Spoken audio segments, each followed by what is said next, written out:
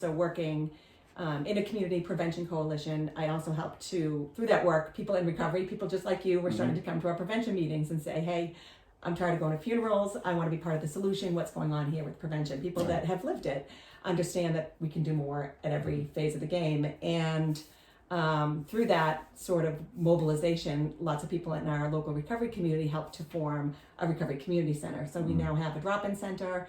There are many around Massachusetts, but we have one that was very much grassroots. And the difference is, and it reminds me of the differences here at HerrenWellness, is that there's a real focus on the family.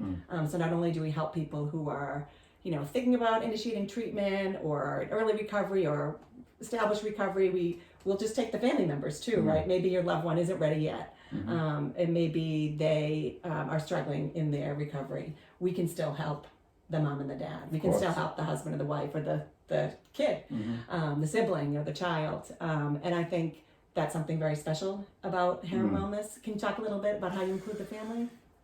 At HerrenWellness, when we started, I was adamant that, on weekends, all families are welcome. And, it's not like you can only come for an hour. We have families in the pool, on the tennis courts, in the fields, playing volleyball. It is all inclusive here. We want them to be part of it. We want them to feel it. We want them to understand that mom or dad, they're not in, a sterile hospital environment. Like, they're recovering, they're healing, and they're getting better in a very beautiful setting. That's awesome. So it kind of destigmatizes it, and it allows the families to kind of say, wow, like, this is a great place for my mom to be. And to see them get better and be part of that. It's so sad that other places haven't figured out ways to incorporate that. Even to some degree, I realize there's like the patient in a treatment setting is the identified patient is the person whose insurance is being covered, but the whole family. The family's a huge piece. It's so under the Herren Umbrella, right? HerrenWellness, HerrenTalks, HerrenProject. We never lose sight of that. And family needs to come along with. And I remember, I went to treatment for 11 months, and, my wife had 3 children, and she was just trying to figure out day to day how to get by. But I had a gentleman who checked in with my wife, and his name is Murph.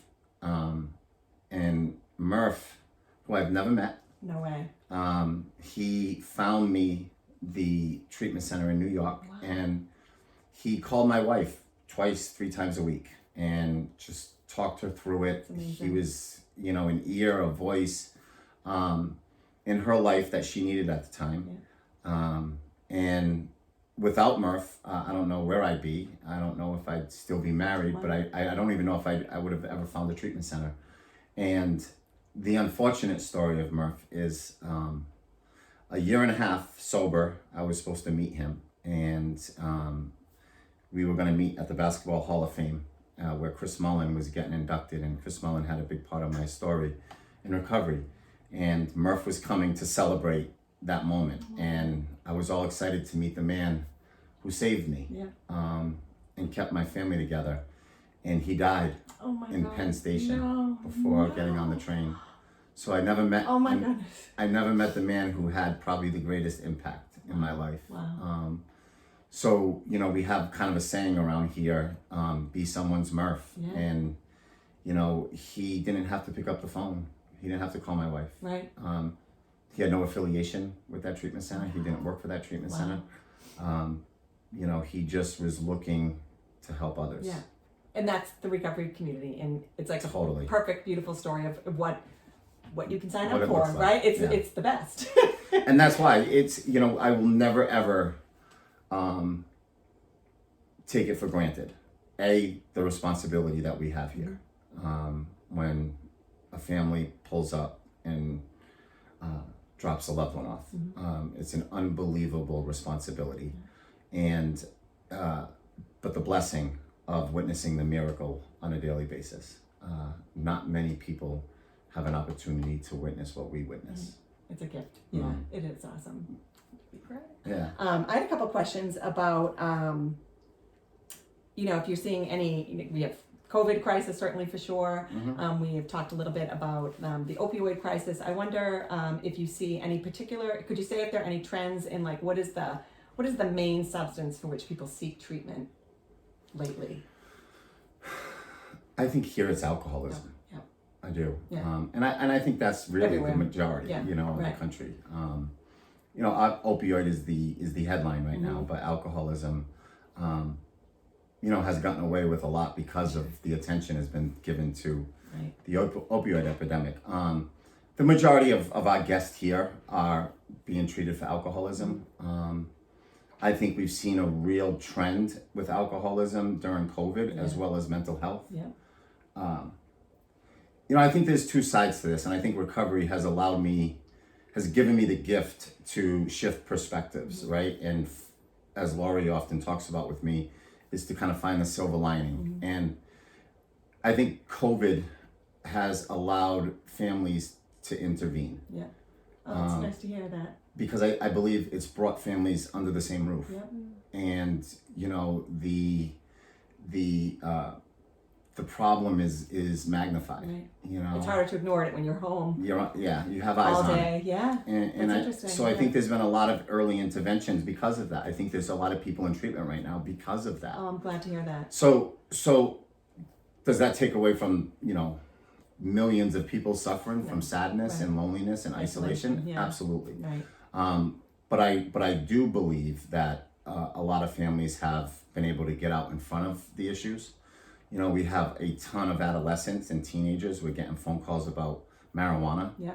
And the dab pens and all the oils, and it's frightening, and these kids, now mom and dad are home and they can't hide it. And mom and dad are looking them in the eyes and they're seeing struggle. Right. And it's, to be quite frank, as a person who's been around the block a couple of times, one of the scariest things I've seen here are the young adults suffering from marijuana psychosis. Yeah. We're seeing that a lot in our communities too. It's frightening. Yeah, it is.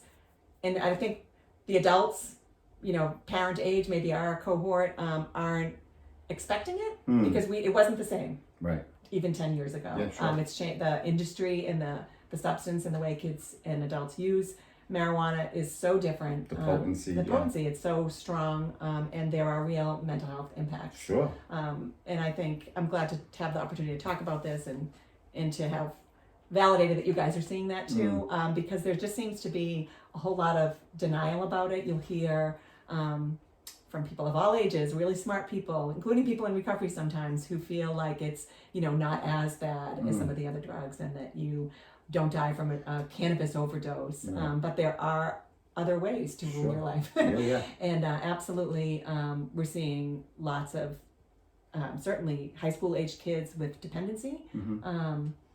We've lowered the bar. Yeah. Drastically. Yeah. And I think a lot of young adults today are suffering because we've lowered that bar.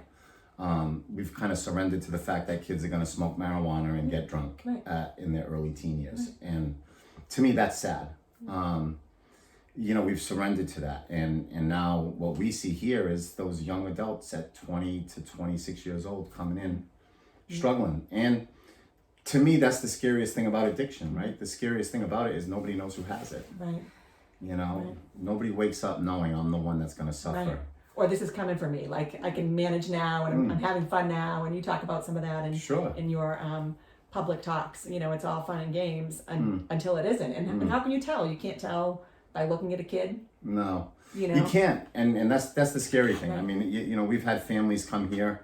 And it's heartbreaking, right? You see beautiful families coming in, and we have, one sibling, and there's 4 others, right. and they're the one who has it. Yeah. I've sat down with a young adult here, and he said, I have 3 brothers and sisters, and they drink how I drink. Yeah. They did exactly what I did, and I'm the one. Right. So. Yeah. Right. The beauty of it is if you allow it, there's no ceiling in recovery, right? It would be the greatest accomplishment of your life. It would be what brings you the most peace and joy and happiness. It will introduce you to a community of people that that you would have never met. Yeah, the best people. The best people. They're my favorite.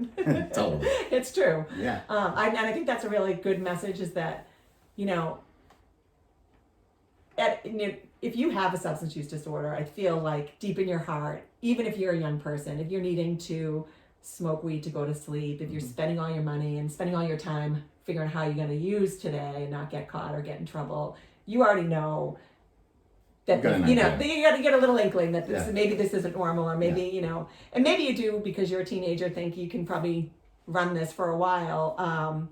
But I do feel like you might, but you might not. You might not, and the price you pay can is be tremendous. Devastating. It's not stop. AMG.